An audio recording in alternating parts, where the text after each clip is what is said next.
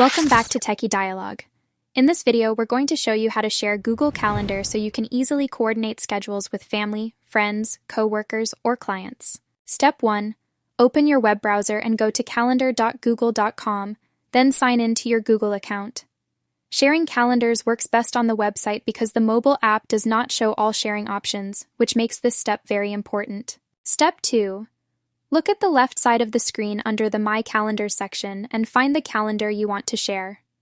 Hover your mouse over that calendar, click the 3 dots or the arrow next to it, and then select Settings and Sharing to access all sharing controls. Step 3. Scroll down to the section called Share with Specific People. Click on Add People in Groups, enter the email address of the person or Google group you want to share with, and choose a permission level based on how much access you want to give. Step 4. Select the correct permission from the drop-down menu, such as See Only Free or Busy, See All Event Details, Make Changes to Events, or Make Changes and Manage Sharing.